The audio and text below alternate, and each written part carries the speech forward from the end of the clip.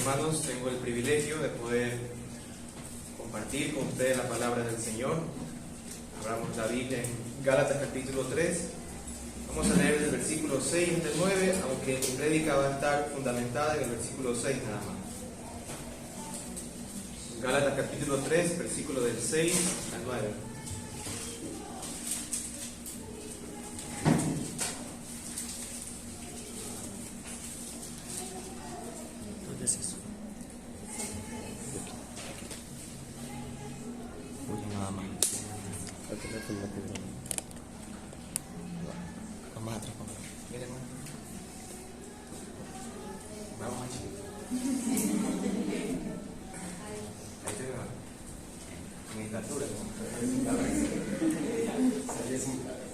Gracias, hermano. Muy bien, tenemos abierta la palabra. Vamos a leer, por favor. Dice la Escritura: así Abraham creyó a Dios y le fue contado como justicia. Por consiguiente, sabed que los que son de fe, estos son hijos de Abraham. Y la Escritura, viendo que Dios justificaría a los gentiles por la fe, anunció de antemano las buenas nuevas a Abraham, diciendo: en ti serán benditas todas las naciones. Así que los que son de fe son bendecidos con Abraham, el creyente. Hermanos, hay una práctica común en Ecuador, en Holanda no sé si sea así. La práctica común es que a veces cuando nosotros queremos validar una acción o una comida, por ejemplo, a veces decimos: es que mi abuelita me lo enseñó así, es que mi mamá me lo enseñó de esta manera. Entonces lo hacemos en un sentido de ¿qué? De poder afirmar de que está bien lo que estamos haciendo. Lo aprendí así y está bien lo que estamos haciendo. Entonces nosotros tenemos esa costumbre de hacer este tipo de cosas. Pero ¿te has preguntado, alguna vez tú has citado a tu tatarabuela? ¿Alguna vez has citado a alguien más allá de tu tatarabuela? No, ¿sí o no? Máximo recién a nuestros abuelos, a nuestras mamás, pero no podemos ir más allá. Peor aún considerar a alguien que vivió hace 100 años atrás. Es difícil, porque nuestra mente no tiene la información, muchas veces nos olvidamos. Pero lo que vemos en Gálatas es algo muy, pero muy hermoso. Y es que Pablo cita a alguien, no a su papá ni su abuelo, sino que cita a alguien que vivió hace 1500 años de él. ¿Citó a quién? Al padre de la fe, Abraham. Es lo que dice en el versículo 6. Así Abraham creyó a Dios y le fue contado como justicia. Y lo que hace Pablo es traer la vida de Abraham, ¿para qué? Para que los gálatas puedan entender el mensaje que él está transmitiendo. ¿Cuál es el mensaje que Pablo está transmitiendo ante la lucha que está afrontando? Es: hermanos, aunque ustedes son muy negligentes en su mente, aunque ustedes son verdaderamente tontos, les digo, yo quiero que sepan algo: la justificación es únicamente por la fe, así como Abraham creyó y le fue contado por justicia. Así que Pablo lo que hace es citar el ejemplo de la vida del padre de la fe, Abraham, para que los gálatas puedan entender que la justificación es únicamente por la fe y no por las obras. Así que, hermanos, quiero tratar este breve pasaje con 3 puntos principales. Primero, quiero hablar de ese engaño introducido que ocurre a lo largo de la historia en contra de la verdad, el engaño introducido. Luego quiero hablar de una posible base de la tergiversación para ese engaño. Recuerdan que los falsos maestros estaban introduciendo una enseñanza a los gálatas, pero la pregunta es: ¿en qué se basaban para enseñar cosas erróneas? ¿En qué se basaban? Entonces voy a darle una posible base de esa tergiversación, y al final quiero hablar de la aclarada verdad, o la verdad aclarada de la justicia de Abraham en un pasaje que el apóstol está citando en ese versículo 6. Y concluyo con eso, con la aplicación. Así que consideremos primero, hermanos, el engaño introducido. Nosotros sabemos, hermanos, que en los evangelios el Señor Jesucristo tuvo que afrontar o enfrentar muchas falsas enseñanzas. Tuvo que enfrentar a gente que era hipócrita, a gente que tenía intenciones erróneas, gente que no quería realmente escuchar la verdad, simplemente quería tener el pan de cada día. querían cosas y él tenía que enfrentarlas. Y uno de los personajes que aparece muchas veces en la Escritura, en la parte del Nuevo Testamento, es Abraham. Abraham aparece 73 veces en todo el Nuevo Testamento. Y en algunas ocasiones aparece para lidiar algunos pensamientos erróneos que las personas tenían en cuanto a la verdad. Por ejemplo, Juan el Bautista tuvo que enfrentarse a unos religiosos judíos porque ellos creían que eran realmente hijos de Abraham. Por ejemplo, en Lucas 3:8 dice: por tanto, da frutos dignos de arrepentimiento, y no comencéis a deciros a vosotros mismos: tenemos a Abraham por padre, porque os digo que Dios puede levantar hijos a Abraham de estas piedras. ¿Qué pensaban las personas religiosas de aquel tiempo? Nuestro padre es Abraham. Pero Juan le decía: sí, pero tienes que hacer ¿qué cosa? Frutos dignos ¿de qué? De arrepentimiento. Ellos pensaban que ya estaban bien con Dios con el simple hecho de ser hijos o descendientes de Abraham. Incluso el Señor Jesucristo también tuvo que enfrentar esto. Por ejemplo, en Juan capítulo 8, del 31 al 36, dice lo siguiente: entonces Jesús decía a los judíos que habían creído en él: si vosotros permanecéis en mi palabra, verdaderamente sois mis discípulos, y conoceréis la verdad, y la verdad os hará libres. Ellos le contestaron: somos descendientes de Abraham, y nunca hemos sido esclavos de nadie. ¿Cómo dices tú, seréis libres? Jesús les respondió: en verdad os digo que todo el que comete pecado es esclavo del pecado, y el esclavo no queda en la casa para siempre. El Hijo sí permanece para siempre. Así que si el Hijo os hace libre, seréis realmente libres.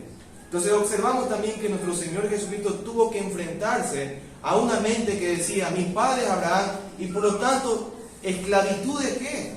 Yo no tengo ninguna esclavitud, yo soy un hombre libre. ¿Por qué? Porque mi padre es Abraham. Miren el pensamiento que ellos estaban teniendo. Pero eso también ocurre con los apóstoles del Señor Jesucristo. Los apóstoles también tenían que enfrentar pensamientos incorrectos con respecto a la vida de Abraham. Esos pensamientos eran justamente en cuanto a su fe, en cuanto a su obra, y en cuanto incluso si es que son verdaderos hijos de Abraham o no.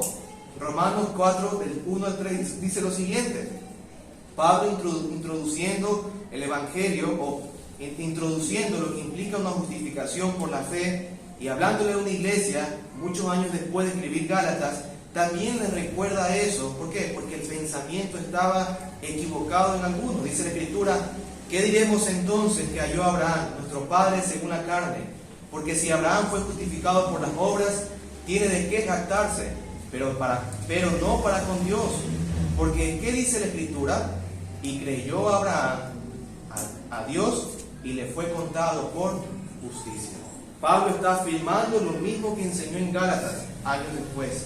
E incluso Santiago también tuvo que lidiar con estos pensamientos, pero no en el sentido de la justificación por la fe, sino en el sentido opuesto, o mejor dicho, en el otro sentido, en el sentido de que si la fe es verdadera, entonces la fe tiene que obrar. Entonces Santiago hace lo mismo. Santiago capítulo 2, del 21 al 26 dice: no fue justificado por las obras Abraham nuestro padre cuando ofreció a Isaac su hijo sobre el altar. Allí la palabra justificado no es justificación, sino es justificación en el sentido de ser justo, sino afirmar algo que se ha hecho.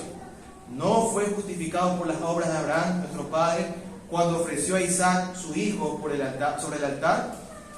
Ya ves que la fe actuaba juntamente con sus obras, y como resultado de las obras, la fe fue perfeccionada, y se cumplió la Escritura que dice: y Abraham creyó a Dios, y le fue contado por justicia, y fue llamado amigo de Dios. Y vosotros veis que el hombre es justificado por las obras, y no solo por la fe. Santiago enfrenta ahora otro aspecto mal enseñado de la vida de Abraham. ¿Cuál es el mal enseñado? Ok, tú dices que Abraham creyó por la fe, entonces no hay que tener obras. No, espérate un rato. Abraham creyó y fue salvo por la fe únicamente, pero esa fe comenzó a dar frutos, y eso es lo que Santiago está diciendo. Así que hay un engaño que a lo largo de la Escritura se nota en cuanto al pensamiento de los religiosos. Tenían conceptos equivocados acerca de Abraham, con respecto a ser hijo de Él verdadero, con respecto a su fe y con respecto a sus obras. Pero ahora, hermanos, en la carta a los Gálatas el problema se presentaba en que los judaizantes introducieron una justificación en base a ¿qué? En base a las obras de la ley. Y estas obras de la ley que incluían días festivos, ciertas comidas y por supuesto la circuncisión. Esa circuncisión que estaba ligada al pacto mosaico, como dice Levítico 12:3, al octavo día la carne del prepucio del niño será circuncidada. Pablo tiene que lidiar con un pensamiento, con un mandato que estaba en el Antiguo Testamento, que estaba en el Antiguo Pacto, que era la circuncisión. Él tenía que lidiar con eso. Y sabemos nosotros que esta circuncisión fue un mandato que Dios dio a Abraham y que luego ese mandato también se trasladó ¿a quién? Al pueblo de Israel. El Antiguo Pacto comprende todo lo que Abraham recibió, lo que Moisés recibió y también lo que David recibió. Por eso Pablo en Gálatas 5:6 y en el 6:15 dice lo siguiente: porque en Cristo Jesús ni la circuncisión ni la incircuncisión significan nada, sino la fe que obra por amor. Porque ni la circuncisión es nada, ni la incircuncisión, sino una nueva creación. Vemos entonces en el capítulo 5, versículo 6, y en el capítulo 6, versículo 15, que Pablo a los Gálatas le dice: mira, la circuncisión nada tiene que ver. ¿Por qué? Porque fue algo del Antiguo Pacto, porque no permite la justificación delante de los ojos del Señor, sino únicamente la fe. Pero creo que el engaño introducido en las iglesias de Galacia estaba muy asociada a la forma errónea de ver la justificación en la vida del padre Abraham. Piense esto: ellos estaban introduciendo la justificación por las obras de la ley. Y en la carta a los Gálatas vemos que Pablo confronta mucho la circuncisión. Pero la pregunta es, entonces, observamos que hay una respuesta a la mala enseñanza con respecto a la circuncisión, pero la pregunta es, ¿por qué ellos enseñaban eso?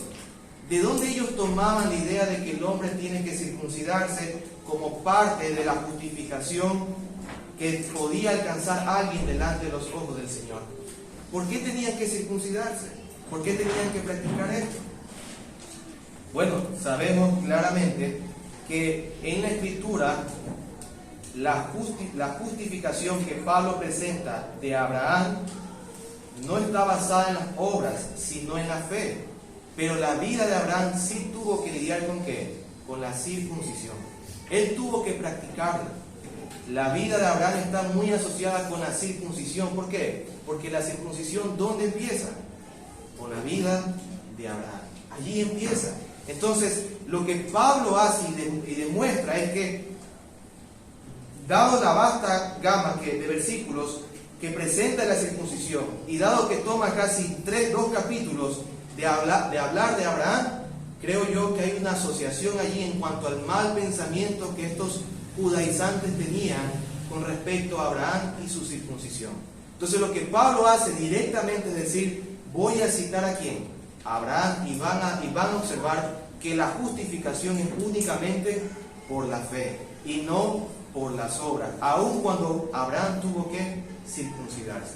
Así que veamos nuestro segundo punto, la posible base que ellos utilizaron para tergiversar la enseñanza de la Escritura. Algunos comentarios creen que los judaizantes unieron la fe de Abraham con la circuncisión que se presenta en el libro de Génesis capítulo 17. Así que posiblemente este sea el pasaje que los judaizantes utilizaron para introducir la falsa enseñanza, debido a que muestra la promesa de Dios concedida a Abraham y también que muestra la circuncisión que Abraham tuvo que hacer como señal del pacto. Así que vamos un momento, por favor, a Génesis capítulo 17. Voy a leer todo el capítulo, así que les pido que me tengan paciencia, pero vamos a leerlo por secciones. Y usted va a observar allí cómo Dios promete o da promesas o renova el pacto que hizo con Abraham, y al final también Abraham se circuncida. Entonces hay una asociación allí entre la promesa y entre la obra de la circuncisión. Veamos por favor Génesis capítulo 17 del 1 al 6. Y en estos versículos que les vamos a observar es la renovación de la bendición del pacto de Abraham. Recordemos, esta no es la primera vez que Dios le da este pacto a Abraham. Ya ocurrió en el capítulo 12, ocurrió en el capítulo 15 y ahora en el capítulo 17 nuevamente afirma esta verdad. Capítulo 22 también afirma esa verdad en la vida de Abraham. Así que leamos estos versículos. Cuando Abraham tenía 99 años, el Señor se le apareció y le dijo: yo soy el Dios Todopoderoso, anda delante de mí y sé perfecto, y yo estableceré mi pacto contigo, y te multiplicaré en gran manera. Entonces Abraham se postró sobre su rostro, y Dios habló con él, diciendo: en cuanto a mí, he aquí, mi pacto es contigo, y serás padre de multitudes de naciones, y no serás llamado más Abraham, sino que tu nombre será Abraham, porque yo te haré padre de multitudes de naciones, y te haré fecundo en gran manera, y a ti te haré, y de ti haré naciones, y de ti saldrán reyes. Aquí le da una promesa, el pacto abrahámico, y esta promesa tiene dos sentidos. No voy a profundizar en esto, pero tiene dos sentidos. Un sentido terrenal, Dios cumplió esto en Abraham. Dios hizo del pueblo de Israel una gran nación. Dios hizo que del pueblo de Israel se levantaran reyes. Dios hizo eso. Pero también en esta promesa, Dios concede la simiente del nuevo pacto, es decir, Jesucristo. Allí también estaba prometido la venida ¿de quién? Del Mesías, el gran Rey de Reyes, aquel que iba a traer a todas las naciones para que glorifiquen al Señor. Entonces, Abraham recibe un pacto con Dios en dos sentidos. En un sentido de que se cumple terrenalmente, incluyendo la venida del Mesías, pero también un sentido tipológico, en el sentido de que esto aplica en el nuevo pacto. Segunda sección, del 7 al 14. Aquí vemos la circuncisión que Abraham recibe. Versículo 7. Y estableceré mi pacto contigo y con tu descendencia después de ti, por todas sus generaciones, por pacto eterno, de ser Dios tuyo y de toda tu descendencia después de ti. Y te daré a ti y a tu descendencia después de ti la tierra de tus peregrinaciones, toda la tierra de Canaán como posesión perpetua, y yo seré su Dios. Dijo además Dios a Abraham: tú pues guardarás mi pacto, tú y tu descendencia después de ti, por sus generaciones. Este es mi pacto que guardaréis entre yo y vosotros y tu descendencia después de ti. Todo varón de entre vosotros será circuncidado. Seréis circuncidados en la carne de vuestro prepucio, y esto será la señal de mi pacto con vosotros. A la edad de 8 días será circuncidado entre vosotros todo varón de vuestras generaciones. Asimismo, el siervo nacido en tu casa, o que sea comprado con dinero, o cualquier extranjero que no sea de tu descendencia, ciertamente ha de ser circuncidado. El siervo nacido en tu casa, o el comprado con tu dinero, así estará mi pacto en vuestra carne como pacto perpetuo. Mas el varón incircunciso, que no es circuncidado en la carne de su prepucio, esa persona será cortada dentro de su pueblo, ha quebrantado mi pacto. Entonces aquí vemos que el Señor determina que la continuidad de su pacto estaba ligado ¿a qué? A una circuncisión física que él tenía que hacer a su descendiente, incluso los que vivían en su casa. Entonces aquí vemos la circuncisión que se estaba introduciendo en las iglesias de Galacia. Esta circuncisión que la había recibido Abraham y que luego en el pacto mosaico también se introdujo como un mandato específico o una ley positiva para el pueblo de Israel. Por eso el apóstol Pablo cita en el versículo 7 de Gálatas 3, solo lo leo para que no cambie de página, dice: por consiguiente, sabed que los que son de fe, estos son hijos de Abraham. Pablo está cortando esa descendencia o esa realidad de ser hijo de Abraham solamente por la carne, y establece que ser hijo de Abraham implica ser hijo en la fe. ¿Okay? Veamos la otra porción, del 15 al 22. Aquí habla del pacto y del hijo que había de venir. Del 15 al 22 dice: entonces Dios dijo a Abraham: y Sarai tu mujer no la llamarás Sarai, sino Sara será su nombre, y la bendeciré y de cierto te daré un hijo por medio de ella. La bendeciré y será madre de naciones, reyes de pueblos vendrán de ella. Entonces Abraham se postró sobre su rostro y se rió y dijo en su corazón: ¿a un hombre de 100 años le nacerá un hijo? Y Sara, que tiene 90 años, concebirá. Versículo 18. Y dijo Abraham a Dios: ojalá que Ismael viva delante de ti. Pero Dios dijo: no, sino que Sara, tu mujer, te dará un hijo, y le pondrás el nombre Isaac, y estableceré mi pacto con él, pacto perpetuo para tu descendencia después de él. Y en cuanto a Ismael, te he oído, y he aquí, yo lo bendeciré y lo haré fecundo, y le multiplicaré en gran manera. Engendrará a 12 príncipes, y haré de él una gran nación. Pero mi pacto lo estableceré con Isaac, el cual Sara te dará a luz por este tiempo el año que viene. Cuando terminó de hablar con él, ascendió Dios delante, dejando a Abraham. Entonces vemos aquí que Dios establece que va a venir esa promesa, y ese establecimiento de esa promesa a través del hijo de Abraham. Pero ¿qué ocurre después de eso? Finalmente, en los versículos 23 al 27, aquí vemos la respuesta de Abraham. Versículo 23 dice: entonces Abraham tomó a su hijo Ismael y a todos los siervos nacidos en su casa, y a todos los que habían sido comprados con su dinero, y a todo varón entre las personas de la casa de Abraham, y aquel mismo día le circuncidó la carne de su prepucio, tal como Dios le había dicho. Abraham tenía 99 años cuando fue circuncidado en la carne de su prepucio, y su hijo Ismael tenía 13 años cuando se le circuncidó la carne de su prepucio. En el mismo día fueron circuncidados Abraham y su hijo Ismael. Todos los varones de su casa que habían nacido en la casa o que habían sido comprados a un extranjero por dinero fueron circuncidados con él. ¿Qué observamos aquí? Abraham y toda su familia y todos los que habitaban con ellos, como señal de ese pacto que hizo, circuncidó a todos los que les correspondía, y claramente esto era una distinción que Dios estaba haciendo para señalar quiénes iban a ser parte del pueblo del Señor. Pero hay que hacer un énfasis, hermano, algo muy importante aquí. Pablo está enseñando, primero dicho, toma a Abraham como justificado por la fe en las porciones donde Abraham recibe las promesas. Y vemos que esta circuncisión que Abraham está practicando es para limitar quiénes van a ser parte del pueblo del Señor. Si alguien no era circuncidado, no podía ser parte del pueblo del Señor, tenía que ser circuncidado. Y yo quiero hacer un paréntesis aquí porque, hermanos, hay una teología actualmente que se llama la teología o la nueva perspectiva de Pablo.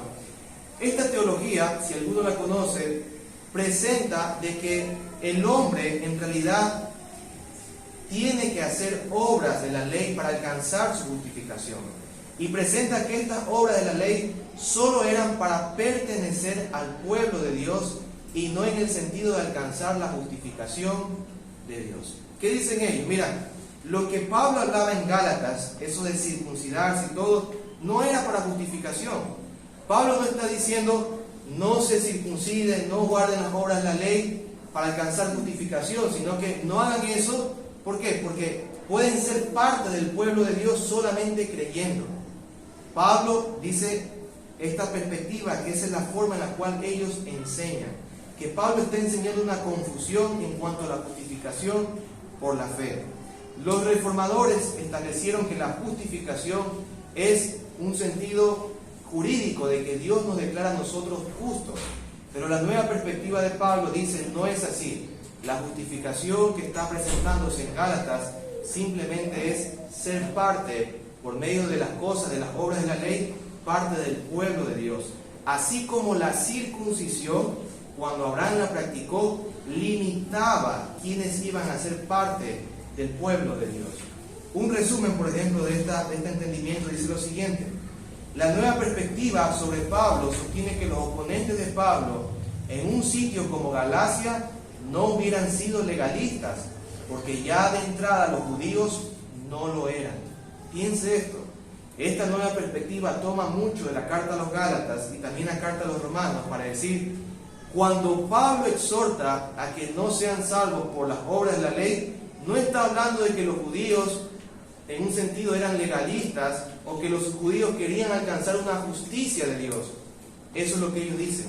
Nosotros decimos, en base a la Biblia enseña que los hombres han querido alcanzar la justificación en base a sus obras, incluso con estas obras que eran ceremoniales en el pacto mosaico. Pero hermanos, ¿por qué sabemos esto? ¿Por qué sabemos que realmente Pablo está afirmando la justificación de ser declarado justo delante del Señor? Porque todos los judíos religiosos de aquel tiempo se acercaban delante del Señor, se acercaban delante de los apóstoles a defender su postura en base a las cosas o en base a las obras de la ley. Ellos defendían su justicia en base a las obras de la ley. Recuerden los pasajes que cité hace un momento, donde se presentan delante de Juan el Bautista y Juan el Bautista le dice, ustedes, si dicen tener como padre a Abraham, tienen que mostrar arrepentimiento. Incluso Jesús le dice, ustedes dicen ser padres, dicen tener a su padre Abraham, y Jesús le dice, en verdad su padre es Satanás, no es Dios, y ustedes no tienen como a padre Abraham, porque si tuvieran a padre como Abraham, estuvieran haciendo las obras de Abraham. Entonces, los judíos en aquel tiempo realmente tenían una idea de ser justo delante del Señor en base a todas estas cosas o privilegios que tenían, como la circuncisión. Incluso ellos tenían una forma muy mala de ver a las otras personas por causa de la circuncisión que ellos practicaban. Incluso, solamente cito un versículo, que el Señor Jesucristo da un ejemplo de este tipo de personas. Por ejemplo, en Lucas 18:9 dice, refirió también esta parábola a unos que confiaban en sí mismos como justos y despreciaban a los demás. Este es un resumen de lo que realmente tenían los judíos. Los judíos que se introdujeron en Galacia tenían este pensamiento. La justicia viene por medio de ¿qué? Por medio de las obras de la ley. Ellos creían que podían alcanzar la justificación por medio de las obras de la ley. Y el Señor da incluso parábolas para mostrar que ese era el pensamiento de ellos.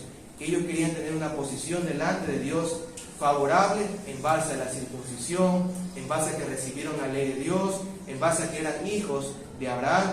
Todo eso decían, nosotros somos justos delante de Dios y no somos pecadores como los gentiles. Pero hermanos, hay una verdad que la Biblia aclara, y es lo que Pablo está diciendo en el versículo 6 de Gálatas 3. ¿Cómo el hombre puede ser justificado? Únicamente ¿por qué? Por la fe. Abraham creyó y Dios le fue contado como justicia. Y ese es mi tercer punto, la verdad aclarada de la justicia de Abraham. Pero aquí surge una pregunta. ¿Cuándo realmente creyó Abraham? ¿Cuándo realmente creyó Abraham? Porque Pablo está citando Génesis capítulo 15. La pregunta es, ¿cuándo realmente creyó Abraham? ¿Cuándo realmente él manifestó su fe?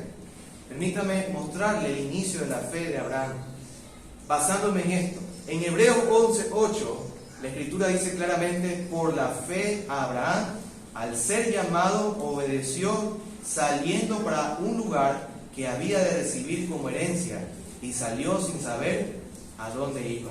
El autor de Hebreos, ¿qué hace? Él muestra la fe salvadora de aquellos que estaban en el Antiguo Testamento y coloca a Abraham con esa fe salvadora. ¿En qué momento?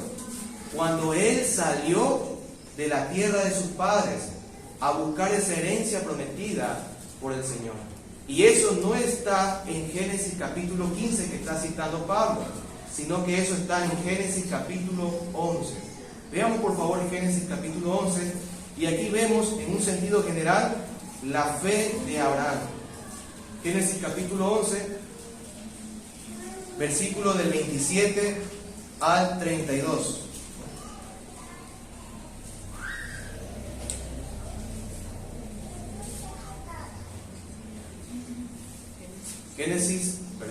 Capítulo 11, versículo del 27 al 32. estoy mejor.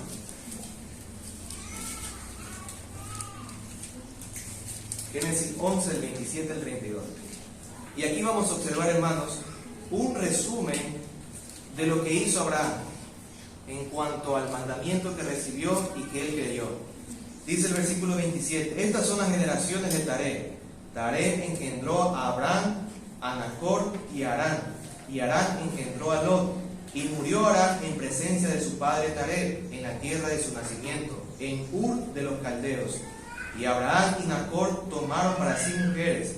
El nombre de la mujer de Abraham era Sarai, y el nombre de la mujer de Nacor, Milca, hija de Harán, padre de Milca y de Isca. Y Sarai era estéril, no tenía hijo. Y Taré tomó a Abraham, su hijo, a su nieto Lot, hijo de Harán, y a Sarai, su nuera, mujer de su hijo Abraham, y salieron juntos de Ur de los Caldeos en dirección a la tierra de Canaán, y llegaron hasta Harán, y se establecieron allí. Los días de Taré fueron 205 años, y murió Taré en Harán. En esta porción, hermanos, vemos que Taré sale con su hijo, ¿quién? Con su hijo Abraham. ¿Con quién más sale? Con su nieto Lot y con su nuera Sarai. ¿A dónde sale Taré? A Canaán. ¿Por qué sale a Canaán? Porque había recibido Abraham la promesa de salir de ahí, de Ur de los Caldeos, a la tierra de Canaán. Posiblemente, ¿qué es lo que hizo Taré, el padre de Abraham, al escuchar eso de su hijo? Yo creo que Taré también creyó en esa promesa y salió junto con ¿quién? Con su hijo, su nieto y con su nuera Sarai. Y eso es lo que nosotros vemos ahora en el capítulo 12. Taré muere en un pueblo, en una ciudad, pero Abraham continúa creyendo en el Señor, saliendo de ese pueblo y yendo a la tierra prometida. Mira ahora el capítulo 12, donde allí recibimos ahora sí, de manera específica, el llamamiento de Abraham. Génesis 12, del 1 al 5. Dice la Escritura, y el Señor dijo a Abraham, vete de tu tierra, de entre tus parientes y de la casa de tu padre, a la tierra que yo te mostraré. Nuevamente, ¿por qué Taré salió con Abraham, con Lot y con Sarai? Porque Abraham recibió esa promesa. Vete tú, Abraham, de la tierra de quién, de tus parientes y de la casa de tu padre, a la tierra que yo te mostraré. Y haré de ti una nación grande, y te bendeciré, y engrandeceré tu nombre, y serás bendito. Bendeciré a los que te bendigan, y al que te maldiga, maldeciré, y en ti serán benditas todas las familias de la tierra. Versículo 4. Entonces Abraham se fue tal como el Señor le había dicho, y Lot fue con él. Y Abraham tenía 75 años cuando partió de Harán. Y tomó Abraham a Sarai su mujer, y a Lot su sobrino, y todas las posesiones que habían acumulado, y las personas que habían adquirido en Harán, y salieron para ir a la tierra de Canaán. A la tierra de Canaán llegaron. Entonces vemos aquí que Abraham vivía con su padre Taré, recibe el llamamiento que salga de allí, de su parentela, y vaya a la tierra de Canaán. Lo vemos en el capítulo 12, pero en el versículo 11 nos dice que salió Taré con su hijo, con su familia. Taré murió en un pueblo, pero después en el capítulo 12, ¿qué vemos? Abraham continúa con su obra que el Señor le había dado. Así que el autor de Hebreos nos dice que la fe de Abraham empezó ¿cuándo? Cuando él salió de la tierra. Por eso dice, por la fe a Abraham, Hebreos capítulo 11, versículo 8, por la fe Abraham, al ser llamado, obedeció, saliendo para un lugar que había de recibir como herencia, y salió sin saber a dónde iba. Pero aquí surge la pregunta, si ahí comienza su fe, ¿por qué los apóstoles citaron Génesis 15:6 para decir Abraham fue salvo o Abraham fue justificado al creer al Señor justamente en ese pasaje de capítulo 15, versículo 6? Si Abraham tuvo fe cuando el Señor lo llamó en Ur de los Caldeos, ¿por qué Abraham es citado en Génesis capítulo 15, versículo 6? ¿Por qué? Bueno, leamos primero Génesis capítulo 15. Vamos un momento a Génesis capítulo 15 y de aquí vamos a ver de la porción en donde el apóstol Pablo toma para citar como fuente escritural de argumento en contra de los falsos maestros. Génesis capítulo 15, del 1 al 7. Unos versículos más adelante, dice la Escritura: después de estas cosas, la palabra del Señor vino a Abraham en visión, diciendo: no temas, Abraham, yo soy un escudo para ti, tu recompensa será muy grande. Y Abraham dijo: oh Señor Dios, ¿qué me darás, puesto que yo estoy sin hijos, y el heredero de mi casa es Eliezer de Damasco? Dijo además Abraham: he aquí, no me has dado descendencia, y uno nacido en mi casa es mi heredero. Pero he aquí que la palabra del Señor vino a él diciendo: tu heredero no será este, sino uno que saldrá de tus entrañas, él será tu heredero. Lo llevó fuera y le dijo: ahora mira el cielo y cuenta las estrellas, si te es posible contarlas. Y le dijo: así será tu descendencia. Versículo 6, este es el versículo que cita el apóstol Pablo. Y Abraham creyó en el Señor, y él se lo reconoció por justicia. Y le dijo: yo soy el Señor que te saqué de Ur de los Caldeos para darte esta tierra para que la poseas.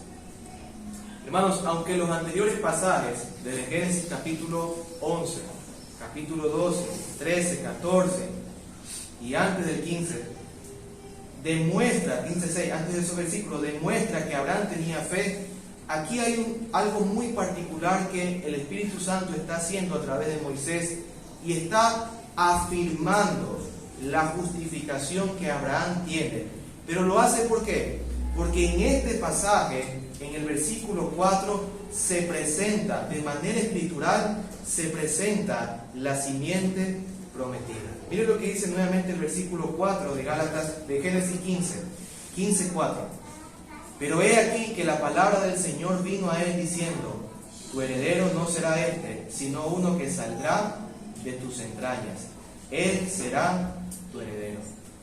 Y esto es muy clave, hermanos, porque solo la justicia proviene de Dios. ¿A través de quién? De la fe en el Hijo de Dios. El Espíritu Santo pudo haber citado la fe de Abraham en cualquier parte de su vida, una fe justificadora, pero lo colocó a través del escrito de Moisés, guiando a Moisés que coloque eso justamente cuando se revela de manera escritural que quien iba a cumplir las promesas era la simiente de Abraham, el hijo prometido, el heredero de Abraham.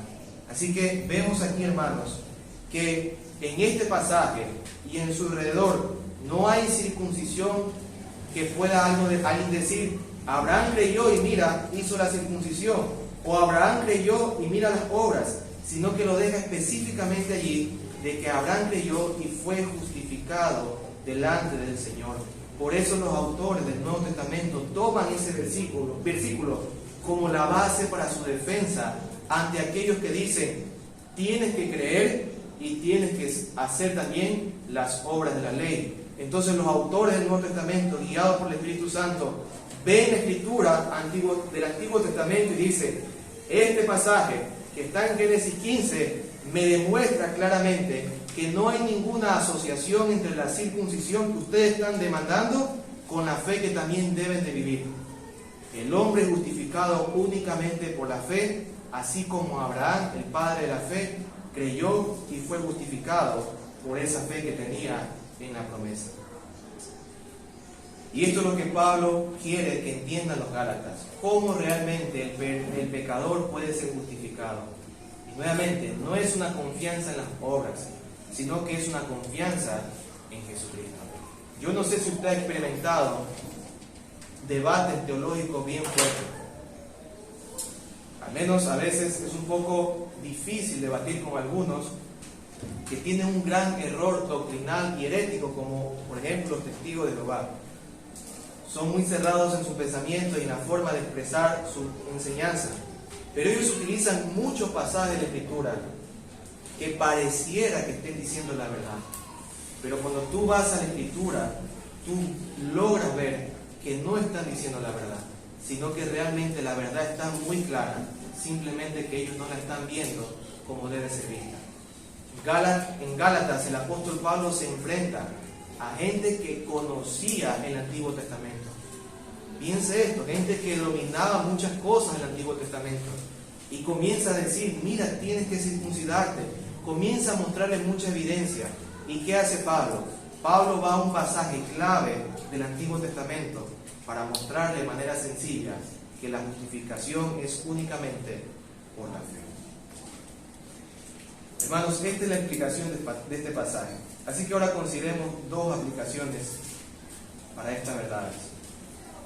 Primero, hermanos, consideremos esto, que la falsa enseñanza se introduce de una manera sutil en las iglesias y que es necesario defender la verdad con la Escritura. La falsa enseñanza, hermanos, se introduce de una manera sutil en las iglesias. Si tú no quieres tomarte el tiempo, como tal vez Pablo lo hizo, o tal vez leer todo Génesis para defender una verdad, realmente no vas a poder defender la palabra del Señor. Hay que tomarse el tiempo para escudriñar la Escritura, para conocer la palabra del Señor. Y esto nosotros necesitamos estar apercibidos de esta realidad. Toda iglesia local va a recibir ataques de falsas enseñanzas.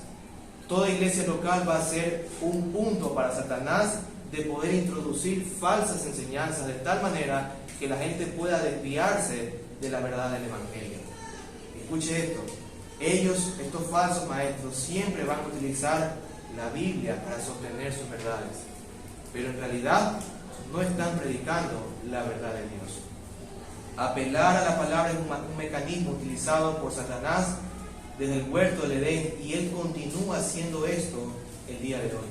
Él apela a la palabra. ¿Ustedes creen que la gente de Galacia fue convencida porque simplemente le dijeron, yo tuve un sueño, o mira mi opinión? Esa gente fue convencida con la palabra del Antiguo Testamento para caminar incorrectamente delante del Señor. Por eso Pablo utiliza la palabra del Antiguo Testamento para mostrarle el camino correcto de la verdad. Pero aquí hay algunas preguntas, hermanos, que es necesario hacernos. ¿Cómo puede entonces una iglesia evitar esto? ¿O cómo puede un cristiano ayudar a su iglesia a perseverar en la verdad para evitar la falsa enseñanza? ¿Cómo puede una iglesia esforzarse para poder guardar la verdad? Y la única forma es, como el Señor nos ha mostrado, diligentemente escudriñando la Escritura y también levantando esa verdad para el cuidado de su pueblo. Y una forma práctica que ya la hemos visto es que los credos y las confesiones históricas nos han ayudado mucho a la iglesia, para que la iglesia pueda defender la verdad ante los ataques de los falsos maestros que continuamente se están introduciendo. Hermanos, yo no sé si usted está consciente de esto. El día de hoy, mientras estaba revisando algo en YouTube, noté de un predicador que introducía famoso. Todos los meses aparece un predicador famoso en el mundo evangélico. Un predicador que tiene algo de verdad, pero siempre va introduciendo mentiras. ¿Y sabes cuál es la mentira que se nota en esa enseñanza? De que para él el Antiguo Testamento no sirve, solo sirve el Nuevo Testamento. Y mucha gente lo sigue, mucha gente le da like, mucha gente lo comparte. He tenido amigos que son cristianos y al ver que publicaron una vez ese video en su cuenta, en su WhatsApp, le dije, hermano, ten cuidado, porque la gente se presenta de esa manera, con un mensaje cautivador, pero en realidad hay que tener cuidado y analizar, porque las malas enseñanzas se introducen fácilmente utilizando la palabra de Dios. Eso es lo que las iglesias viven hoy por hoy. Entonces, las iglesias necesitan defender la verdad del error. Pero ¿cómo un cristiano puede defender la verdad en su iglesia local? ¿Cómo tú, que aspiras a ser miembro de una iglesia local, que aspiras a compartir con hermanos en la fe y establecer una iglesia local, cómo puedes realmente cuidar la verdad? Debe el mismo cristiano perseverar primero en la verdad con su propia vida y con el estudio diligente de la verdad de Dios. Un cristiano que no desea estudiar la verdad, que no se compromete con su iglesia local, es un cristiano que abiertamente dice, no estoy interesado en sostener la verdad. Es la forma muy clara. Si alguien no se compromete con su iglesia local a poder estudiar en su iglesia local, lo que le está diciendo a la iglesia local es, mira, no importa lo que hagan con la verdad, a mí no me importa, yo no asisto, no me importa. Eso es lo que están diciendo con sus acciones. Y aunque somos llamados a tener la verdad en un sentido general como un cuerpo de Cristo, mi llamado se asienta y se establece en donde, en una iglesia local. Hay personas, hermanos, que son defensores de la verdad en las redes sociales. Pero yo le hago esta pregunta: ¿tú defiendes la verdad en tu iglesia local? ¿Cómo defiendes la verdad en tu iglesia local? No es que yo la defiendo simplemente escribiendo a la gente en las redes que están perdidos, que está mal. Pero ¿cómo la defiendes en tu iglesia local? ¿Tú asistes a las reuniones de enseñanza? ¿Tú perseveras en la doctrina? ¿Tú te esfuerzas por comprender lo que la iglesia local entiende? Son cosas que necesitamos observar. Cuando tú solo estás comprometido con los estudios de afuera, es decir, de otras iglesias, las redes sociales, pero no en los estudios de tu iglesia local, estás fallando en tu deber de sostener la verdad en tu iglesia local. Te voy a dar un ejemplo. Imagínese que usted nunca aparece en un estudio de la iglesia local, que la iglesia local ofrece. Usted nunca aparece. Y usted piensa, bueno, no se van a dar cuenta, otros pueden asistir, está bien. Pero resulta que usted, convencido de que debe ser estudiado, de que debe estudiar, convencido en su corazón de que realmente no está haciendo bien, llega a la reunión que plantea su iglesia y usted ve que solamente 2 o 3 personas están llegando, habiendo muchos miembros. ¿Cuál sería el pensar de tu corazón en ese momento? Tal vez dirías: ¿qué está pasando? No estamos guardando realmente el poder ser diligentes en estudiar. Pero déjame decirte algo: esa es la práctica de muchas personas. Muchas personas piensan que pueden guardar la verdad, defender la verdad, que Pablo estaba defendiendo delante de los Gálatas, simplemente con creer ellos y no hacer nada de compromiso. Pero hay compromisos que nosotros somos llamados a vivir. No debemos engañarnos, hermanos. El sostener la verdad no está dada por las emociones. Escuche esto: no estamos sosteniendo la verdad cuando solamente tenemos emociones, sino cuando realmente nos comprometemos en una iglesia local a poder perseverar en la verdad. Aunque no eres lo que eres en Cristo por lo que haces, es decir, por todas las cosas que tienes que hacer de perseverar, sino por lo que Cristo te ha mandado, debes de considerar que ese mismo Salvador demanda compromiso en tu vida. Y eso es lo que Pablo le está demostrando a los Gálatas. Ustedes necesitan perseverar en la verdad, necesitan guardar la verdad, que la misma Escritura lo demuestra y observa. Abraham fue justificado delante del Señor por su fe. Pero también, hermanos, los cristianos deben preocuparse por guardar la verdad en su iglesia local cuando ellos también se preocupan por otros cristianos de su iglesia local. Esto es algo, hermanos, muy importante poder considerarlo. Nosotros sabemos, a veces nosotros pensamos, hermanos, erróneamente, y lo digo porque también ha sido una práctica muchas veces en mi vida. A veces nosotros pensamos que estamos sosteniendo la verdad cuando solamente nosotros sabemos la verdad. Pero no estamos comprometidos en saber si mi hermano está realmente guardando la verdad. Piensa esto a veces. Hay un pecado que se asocia mucho en nuestras vidas, que es el egoísmo.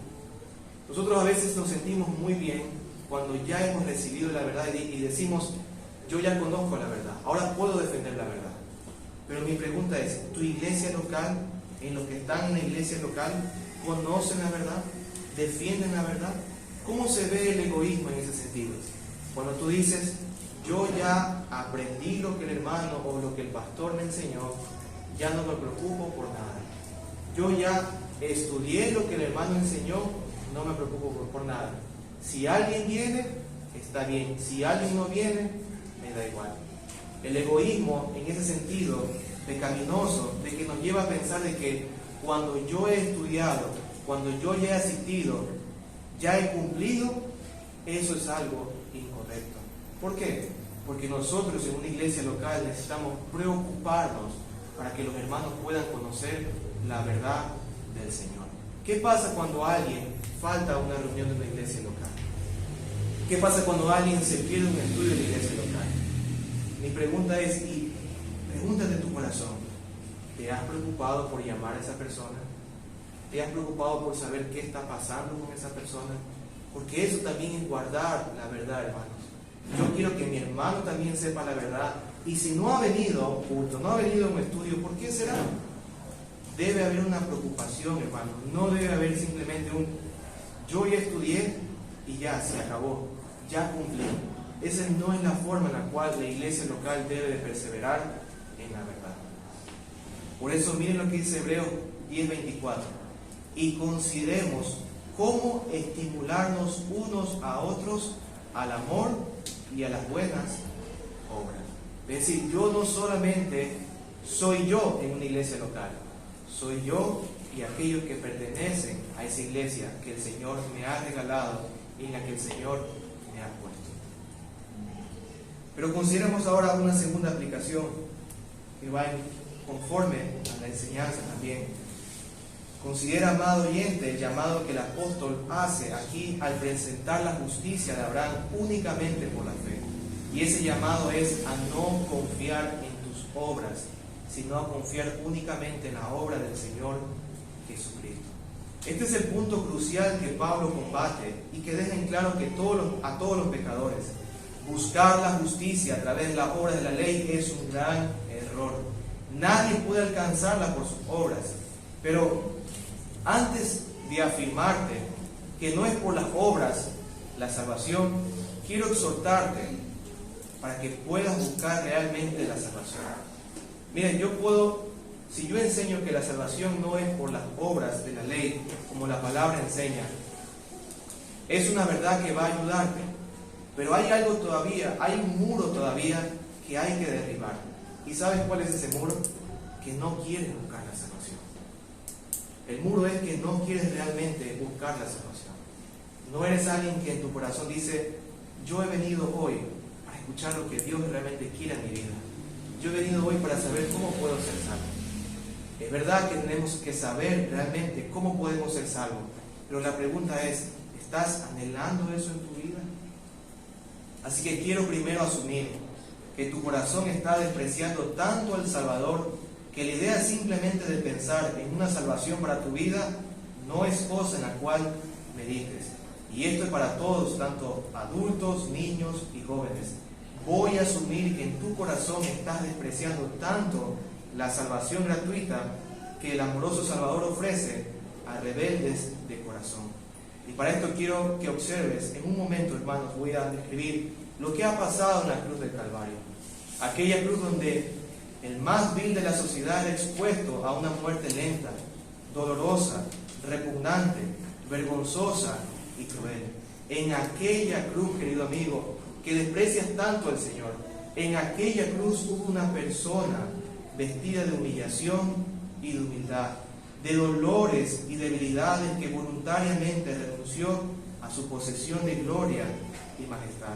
En aquella cruz, la de Cristo Jesús, su respiración se consumía, su sangre se acababa y su fuerza se ausentaba. Ya no podía más el Salvador. Sus últimas palabras estaban listas para despedirse de esta vida, porque el juicio, querido amigo, de toda la ley cayó sobre él. El juicio de todo el castigo que Dios había demandado para los pecadores cayó sobre él. Todo ese juicio poderoso, que las peores tormentas y los movimientos de la tierra no se comparan en lo más mínimo, cayó sobre él. La mano poderosa de Dios, que sostiene todo el universo, sin el más mínimo esfuerzo, ahora ¿qué hizo?